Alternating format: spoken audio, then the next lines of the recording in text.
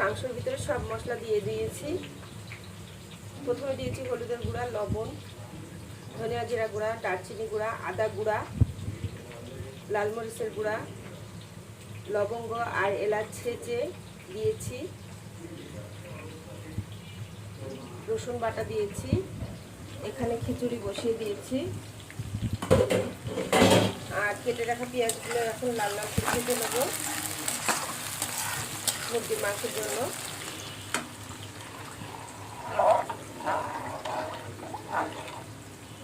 খিচুড়িটা বসিয়ে দিয়েছি আমি।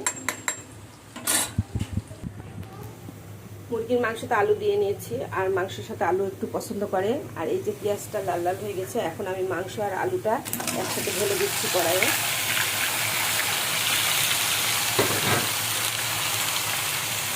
এগুলো ভালোভাবে আমি কষিয়ে নেব।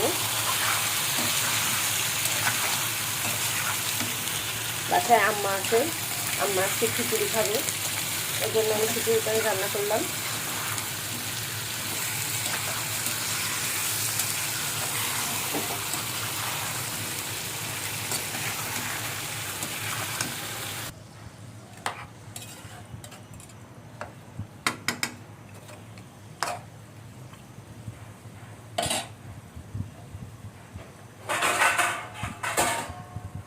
ঢাকনা দিয়ে 10 মিনিটের জন্য ঢেকে দেবো।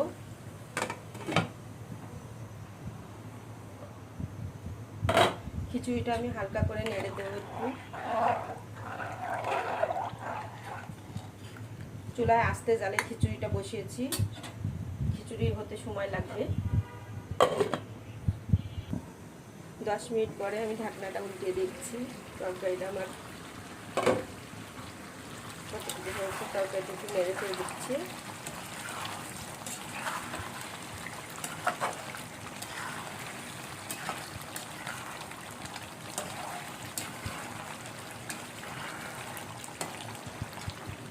খিচুড়িটা এখনো ফুটে উঠেনি।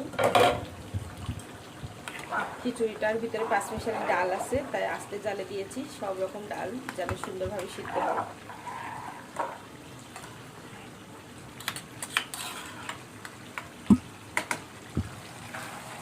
আর এখানে মাংসটা কষিয়ে নিচ্ছি।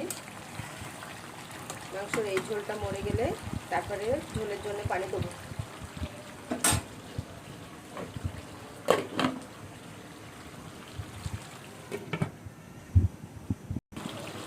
আজকে রান্না আমার এই পর্যন্তই। সবাই ভালো থাকবেন, সুস্থ থাকবেন। সবাইকে আল্লাহ হাফেজ।